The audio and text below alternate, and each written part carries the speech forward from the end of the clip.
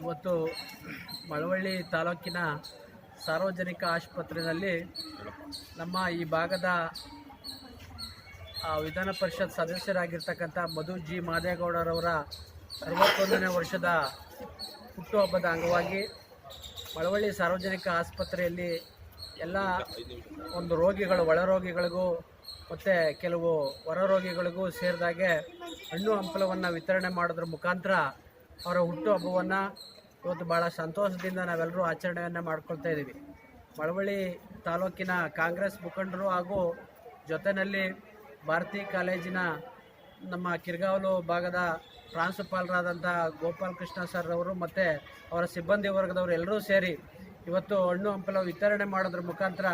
ಹುಟ್ಟುಹಬ್ಬವನ್ನು ಅರ್ಥಪೂರ್ಣವಾಗಿ ಆಚರಣೆ ಮಾಡ್ಕೊಳ್ಳೋದ್ರ ಜೊತೆಯಲ್ಲಿ ಈ ಮಂಡ್ಯ ಜಿಲ್ಲೆಯ ಶಿಕ್ಷಣದ ಕ್ಷೇತ್ರದಲ್ಲಿ ಕ್ರಾಂತಿಯನ್ನು ಮಾಡಿರ್ತಕ್ಕಂಥ ಭಾರತಿ ಕಾಲೇಜಿನ ಇವತ್ತು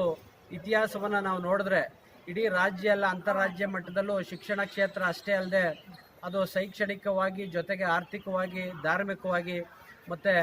ಎಲ್ಲ ರೀತಿಯಲ್ಲೂ ಇವತ್ತು ಆ ಒಂದು ಭಾರತಿ ಕಾಲೇಜಿನ ಆ ಒಂದು ಶಿಕ್ಷಣ ಸಂಸ್ಥೆ ಉನ್ನತ ಮಟ್ಟಕ್ಕೆ ಬೆಳೆದಿದೆ. ಆ ಒಂದು ಸಂಸ್ಥೆಯ ಅಧ್ಯಕ್ಷರಾಗಿ ಕೆಲಸ ಮಾಡ್ತಿರ್ತಕ್ಕಂಥ ಮಧು ಜಿ ಮಾದೇಗೌಡರಿಗೆ ಈ ಸಂದರ್ಭದಲ್ಲಿ ನಮ್ಮ ಒಂದು ಕಾಂಗ್ರೆಸ್ ಮುಖಂಡರು ಮತ್ತು ಕಾರ್ಯಕರ್ತರ ಪರವಾಗಿ ಹಾಗೂ ನಮ್ಮೆಲ್ಲ ಭಾರತಿ ಕಾಲೇಜಿನ ಸಿಬ್ಬಂದಿ ವರ್ಗ ಮತ್ತು ಪ್ರಾಂಶುಪಾಲರ ಪರವಾಗಿ ಶುಭಾಶಯವನ್ನು ಈ ಸಂದರ್ಭದಲ್ಲಿ ಕೋರ್ಲಿಕ್ಕೆ ಬಯಸ್ತೇನೆ.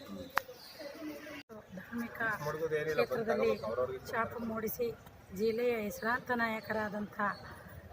ಜಿ ಮಾದೇಗೌಡರ ಸುಪುತ್ರರು ಹಾಗೂ ಅಣ್ಣನವರಾದ ಮಧು ಜಿ ಮಾದೇಗೌಡರ 61ನೇ ಹುಟ್ಟುಹಬ್ಬದ ಪ್ರಯುಕ್ತ ಮತ್ತು